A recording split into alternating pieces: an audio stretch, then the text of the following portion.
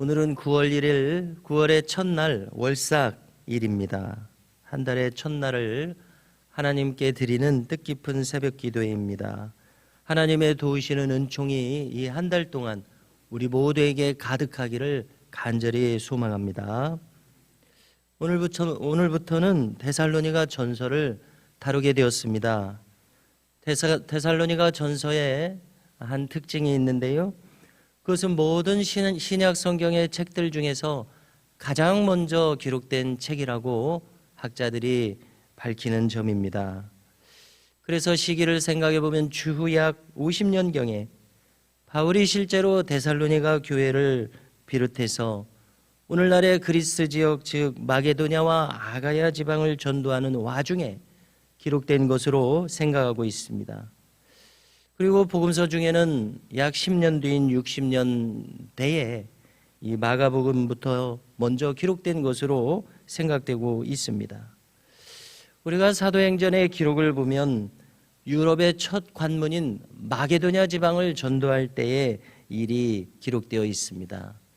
환상 중에서 마게도냐 사람이 건너와서 우리를 도우라라고 했을 때에 이것을 성령의 인도하심으로 알고 바울이 바다를 건너서 마게도냐 유럽의 첫 지경으로 건너갔습니다. 그래서 빌립보 성에서 최초의 교회를 세웠습니다. 그리고 그 다음에 또 쭉 여러 마을들을 이동하다가 또 큰 성읍인 데살로니가 성에 이르게 되었습니다.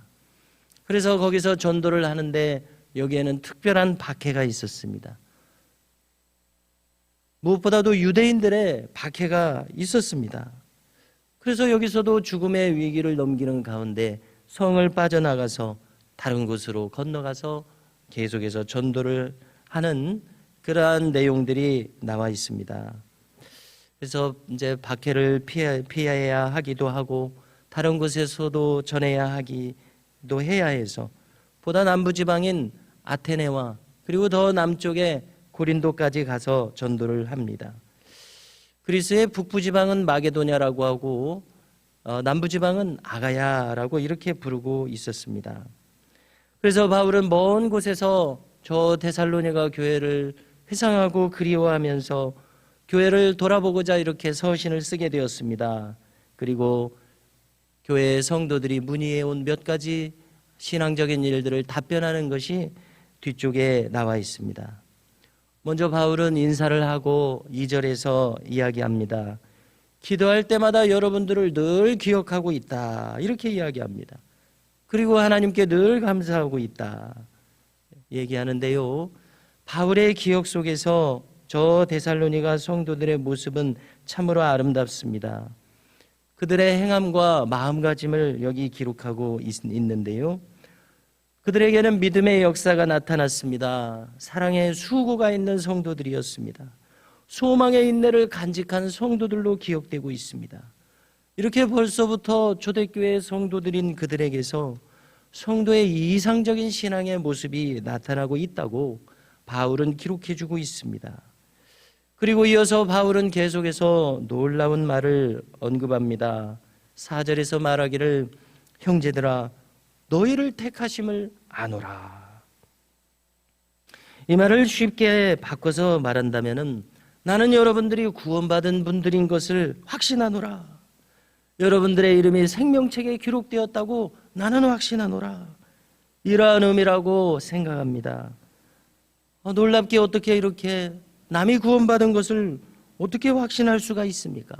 어떻게 이런 판단이 가능하겠습니까? 한마디로 말해서 그들이 보여주고 있는 신앙의 모습을 보니까 이렇게 확신할 수밖에 없다는 것입니다. 다시 한번 거론한다면 그들에게 믿음의 역사가 나타났습니다. 사랑의 수고를 나타내고 있습니다.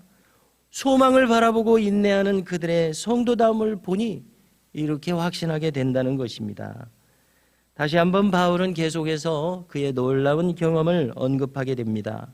5절을 보니까 너희의 복음이 너희에게 말로만 이른 것이 아니라 또한 능력과 성령과 큰 확신으로 된 것임이라. 이렇게 그들과 함께 있을 때 자기가 경험한 것을 지금 말하고 있습니다. 사도행전을 보면은 바울은 여기서 새 안식일 동안 복음을 전했다고 하는 대목을 찾아볼 수가 있습니다. 즉 3주간 안식일에 집중적으로 복음을 전했습니다.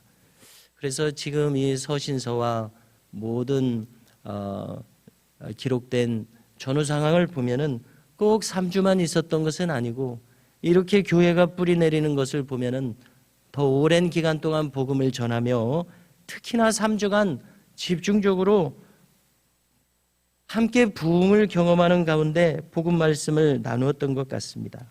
자, 그런데 바울의 오늘 이 서신을 보니까 그들이 그때 회중들이 복음 말씀에 크게 호응하고 있었습니다. 마치 우리가 어제 말씀을 나눈 중에 루스드라의 안진뱅이가 보였던 호응과 비슷할 것이다, 이런 생각이 듭니다. 루스드라의 안진뱅이는 바울이 볼 때 어떤 모습이 느껴졌습니까? 구원받을 만한 믿음이 그에게 있는 것이 느껴졌습니다. 그것과 비슷하게 여기 데살로니가 성도들도 능력과 성령과 큰 확신을 눈에 띄게 보여주고 있었습니다. 이처럼 바울은 복음 말씀이 전해지는 그 현장의 경험을 생생하게 뚜렷하게 기억하고 있었습니다. 그래서 너희를 택하심을 아노라, 이렇게 확신 속에서 당시를 추억하고 있습니다. 바울의 회상은 여기서 멈추지 않습니다. 7절을 보니까 그들의 신앙은 마게도냐와 아가야 전 지역, 즉 그리스 전 지역에 분이되고 있다고 이야기하고 있습니다. 이러한 극찬이 어디 있겠습니까? 분이되는 신앙, 요즘 말로 바꾼다면 모델이 되는 신앙입니다. 이렇게 분이되는 신앙, 더 이상의 극찬은 없으리라고 생각됩니다. 데살로니가라고 하는 성읍은 큰 도시라고 알려지고 있습니다. 이 그리스 전 지역에서 제2의 도시로 소개될 만큼 그렇게 큰 성읍인 것을 우리가 알 수 있는데요. 이것은 무엇을 의미하는 것이 되는 겁니까? 그 도시에는 다른 도시보다도 더 극성맞게 우상 숭배가 만연했다는 것을 의미합니다. 그런데 데살로니가 교회들은 신앙의 큰 장벽으로 작용하는 이 우상 숭배의 현실을 넘어섰다는 것을 의미하는 일입니다. 더 구체적으로 생각한다면은 저 헬라 신화를 우리가 어느 정도 알고 있듯이 저 헬라의 신들에 대한 숭배, 또 로마 황제에 대한 숭배, 이런 것들입니다. 우리가 헬라 신화를 조금만 생각해 본다면은 참 그들의 이 신들에 대한 내용은 극히 인간적이기 그지없습니다. 히브리인들이가 가진 그 여호와 하나님에 대한 신앙과 비교해 보면은 너무나 많은 그 인간적인 면모라고 하는 것은 그렇게 신성스럽게 여겨지지 못할 만한 그러한 면모 아닙니까? 참 그런 것들입니다. 그런데 그러한 내용들을 우상으로 숭배하고 있었습니다. 한마디로 그렇게 격이 높은 우상 숭배가 아니었다는 생각이 드는데요. 아무튼 이 우상 숭배의 큰 장벽을 넘어섰습니다. 이것들을 넘어서기 위해서는 환난과 박해가 뒤따를 수밖에 없었습니다. 다시 말해서 환난을 통과한 신앙이기에 그들의 신앙은 이처럼 견고했다고 생각됩니다. 그래서 믿음의 본이 될 정도였습니다.